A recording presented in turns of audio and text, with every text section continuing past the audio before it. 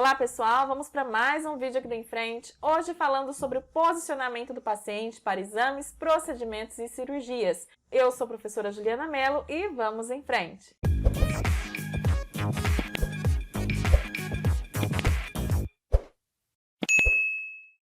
Bom pessoal, como eu falei para vocês, nós vamos aqui nesse vídeo falar sobre o posicionamento do paciente para exames, procedimentos e cirurgias. Nós vamos ver aqui as diversas posições, que a gente pode ter aí para o paciente durante esses procedimentos. E depois nós vamos ter também um vídeo com questões para que você possa ver como isso pode estar presente na sua prova. Mas antes disso, já vai aí se inscrevendo no canal, ative o sininho para você não perder as novidades, siga as nossas redes sociais, a nossa página no Instagram, nosso Facebook e acesse o nosso site, enfrenteenfermagem.com.br, porque lá no nosso site você vai encontrar materiais e cursos preparatórios para você que está focado nos concursos públicos e residências na área da saúde. Então não deixe de acessar o nosso site, enfrenteenfermagem.com.br, o link está aqui na descrição deste vídeo. Bom pessoal, nós estamos falando aqui de um tema que pode estar presente na sua prova, tá? De concurso público e residência, principalmente para aqueles que atuarão aí em enfermagem no centro cirúrgico. A gente tem várias formas, de posicionar o paciente ao realizar um exame, um procedimento ou uma cirurgia, tá? E a gente vai ver aqui que para cada uma dessas posições, a gente tem algumas recomendações, alguns cuidados também que a gente tem que ter. E as posições, elas são utilizadas para procedimentos específicos. Então, a gente pode ter aqui variação dessas posições a depender do procedimento, do exame ou da cirurgia que o paciente vai realizar, tá? Então, vamos ver aqui quais são elas, beleza? Bom, pessoal, a primeira que a gente tem aí, é a mais conhecida de todas, que é o decúbito dorsal, porque é a posição mais comum, uma posição natural aqui do nosso corpo em repouso. Mesmo quando a gente não tá aqui na condição de paciente, a gente deita, a gente acaba se deitando dessa posição, por ser realmente uma posição bastante comum. Na área da saúde, tá? A gente pode nomear essa posição em decúbito dorsal, mas também ela pode aparecer aqui para você, principalmente em questões como posição supina. Essa posição, gente, ela é ideal para exames aqui da região do tórax, no caso aqui do tórax anterior, também para abdômen e extremidades, porque a posição aqui ela favorece essa visualização do tórax anterior, do abdômen e das extremidades como um todo, Então a gente consegue fazer a avaliação dessas regiões também. O paciente aqui no decúbito dorsal, ele está deitado, de costas, sem apoio na cabeça. Então aqui a gente não vai ter a utilização de travesseiros, tá? Embora aqui você perceba a presença de um apoio, mas geralmente a gente acaba tirando, porque senão o paciente ele pode assumir uma outra posição, como por exemplo Fowler. Então a gente procura deixar o paciente aqui sem apoio na cabeça. Aqui os membros inferiores estão aqui totalmente estendidos, beleza? Mas também a gente pode ter aqui uma flexão ligeira desses membros com um relaxamento aqui da musculatura abdominal, Se o paciente fizer o relaxamento da musculatura abdominal, pode ser ali que ele deixe os membros inferiores um pouquinho flexionados, mas de uma forma bem ligeira. Em relação a essa posição, a gente tem que ter vários cuidados, a gente tem que se atentar principalmente para a prevenção das lesões nas áreas de pressão da pele, que são as lesões por pressão. Então, a gente vai ter muito cuidado aqui com a região occipital, escapular, do olecrano, da região sacral, do cóccix e do calcâneo, porque é onde a gente tem aqui proeminências ósseas, e onde a gente pode ter a questão das lesões, da lesão aqui por pressão, então a gente precisa ter aqui esse cuidado, essa atenção também, beleza? E a gente também vai observar aqui, quando o paciente estiver nessa posição, o padrão respiratório, que alguns pacientes também nessa posição podem apresentar algum desconforto respiratório, beleza?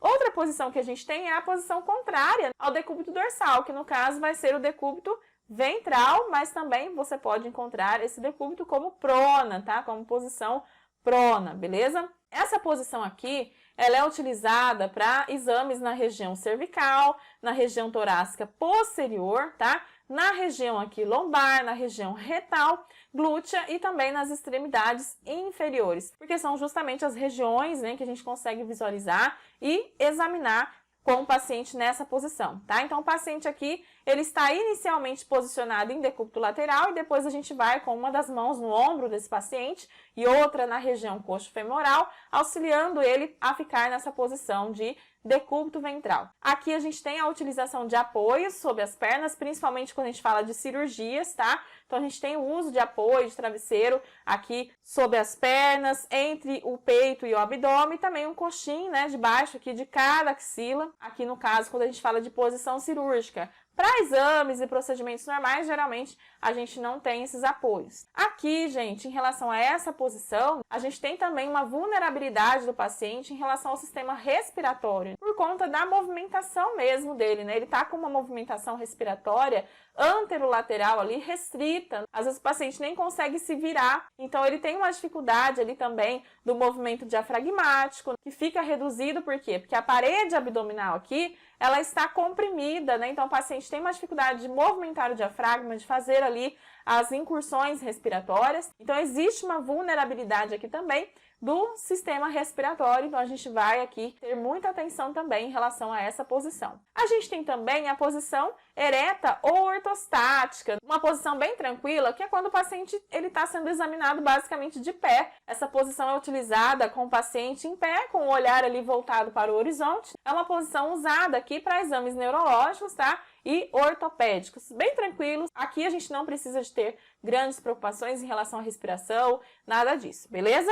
E aí nós temos também uma outra posição que é bastante famosinha, que é a posição de Fowler. Na posição de Fowler, o paciente ele fica com a cabeceira do leito elevada. E essa elevação aqui da cabeceira do leito, tá? Ela pode estar de 45 a 60 graus. Quando estiver em 45 graus, a gente vai dizer aqui que o paciente está em semi-Fowler, né? Porque ele não assumiu aqui totalmente a cabeceira elevada. E quando estiver a 60 graus, é que a gente vai dizer que o paciente de fato está na posição de Fowler, beleza? Então, aqui a cabeceira do leito fica elevada, né, nesses ângulos, e os joelhos do paciente, eles devem estar ligeiramente aqui elevados, porque assim a gente não tem a pressão aqui da região limitando a circulação das pernas. Então a gente orienta o paciente a deixar os joelhos ali ligeiramente elevados para assegurar isso também. Essa posição ela é indicada para exame físico, né, para avaliação de cabeça, de olhos, de nariz, ouvidos, garganta, pescoço e tórax. E é uma posição favorável porque ela facilita a respiração nos pacientes que têm principalmente dispneias, né, cardiopatias. Então é uma posição ótima aí para a realização de determinados procedimentos, beleza? A gente tem também, gente, a posição ginecológica e litotômica. O que acontece? A gente tem várias referências, né, que consideram a posição ginecológica como sendo a mesma posição da litotômica. Mas a gente vai ver que tem uma pequena diferença, uma diferença muito sutil em relação a essas duas posições, tá? Então, a posição ginecológica, ela não é a mesma posição que a posição litotômica. A gente tem uma pequena variação que você vai entender já já, beleza?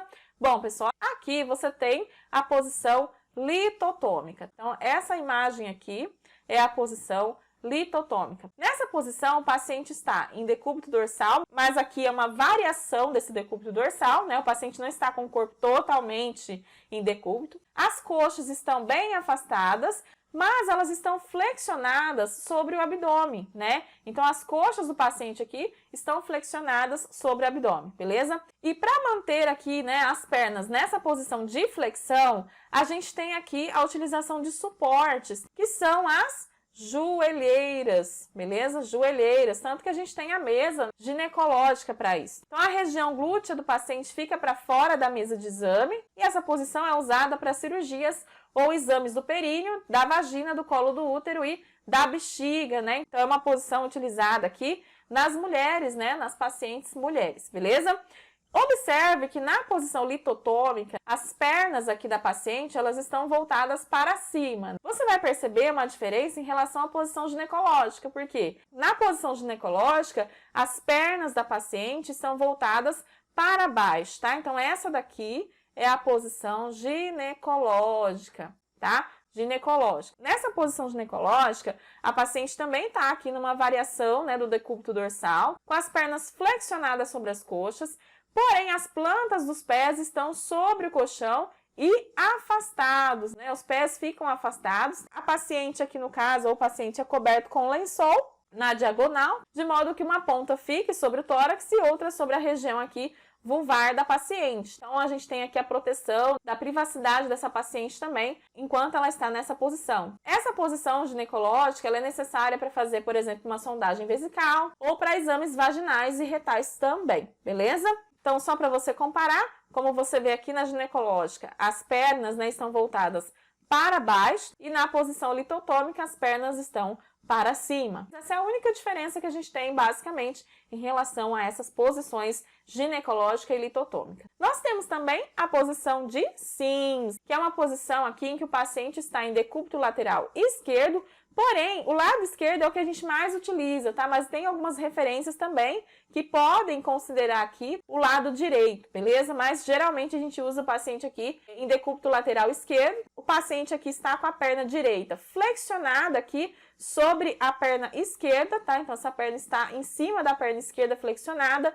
A gente tem aqui a exposição apenas da região que vai ser examinada. Essa posição é muito utilizada para avaliação renal, para lavagem intestinal, para realização de enema, clíster. E, inclusive, é uma posição bastante cobrada aí nas provas, tá? A gente tem várias questões aí que perguntam sobre essa posição de Sims. Nós temos também a posição genopeitoral, que é uma posição adequada para exames retais. Nessa posição, o paciente fica ajoelhado e com o peito descansando aqui. Então, literalmente, o paciente ajoelha, só que em cima da cama. Os joelhos aqui devem ficar ligeiramente aqui afastados. E essa posição ela é bastante utilizada para exames vaginais, retais e também para algumas cirurgias. Aqui a gente tem um travesseiro em posição transversal, que fica sobre o abdômen e o tórax do paciente, mas é uma posição bastante tranquila aqui também e utilizada apenas nesses procedimentos. A gente tem também a posição de jackknife ou canivete, que é uma posição utilizada mais no ambiente cirúrgico, né? Ela é usada em exames proctológicos, em tratamentos retais. É uma posição que exige, inclusive, uma mesa apropriada para realmente posicionar o paciente dessa forma. Então, ela é realizada em mesa apropriada. O paciente aqui está em decúbito ventral, só que com a cabeça ligeiramente mais baixa aqui que a região lombar, né? Então, a cabeça ela fica mais baixa em relação aqui à região lombar, tá? E os membros inferiores, eles estão formando aqui um ângulo reto. A gente coloca um travesseiro aqui sobre o abdômen do paciente, tá? Para facilitar a respiração, porque é uma posição nem um pouco confortável, né, gente? E também a gente faz aqui a proteção das proeminências ósseas, da cabeça, do tórax, né, do paciente, dos pés, para evitar aqui as lesões por pressão. E, como eu já falei para vocês, é uma posição utilizada em exames e procedimentos proctológicos e retais, beleza? E por fim, nós temos também a posição de Trendelenburg, né? Que é uma posição também bastante recorrente nas provas, inclusive. Nessa posição, gente, o paciente fica também em decúbito dorsal, porém, as pernas e os pés dele estão acima do nível da cabeça. Então, a gente tem essa inclinação do paciente aqui na posição de Trendelenburg, tá? A cabeça e o tronco ficam nos níveis mais baixos, né, em relação aos membros inferiores. Essa posição, ela aumenta bastante a irrigação sanguínea do cérebro, né, e facilita também a drenagem de secreções. Ela é indicada para o tratamento de choque, hemorragia pós-cirurgia, raquianestesia e também para exames pélvicos. Então, é uma posição também bastante recorrente. É uma posição usada também para aumentar o retorno venoso, né, naqueles pacientes que fizeram, por exemplo, cirurgia de varizes ou que estão apresentando edemas de membros inferiores. E existe também o Trendelenburg reverso, tá? Que no caso aqui seria o contrário, tá? Mas não tem a imagem aqui, mas é basicamente isso, beleza? Então essas são as posições que o paciente assume aí, né? Durante os exames, procedimentos ou até cirurgias, tá? Realizados aí na prática clínica. Em um próximo vídeo, nós vamos também ver aqui questões para você ver como que esse tema pode ser cobrado aí na sua prova. Se você gostou desse vídeo, já deixa o seu like e compartilhe com seus amigos. Um beijo e até o nosso próximo vídeo.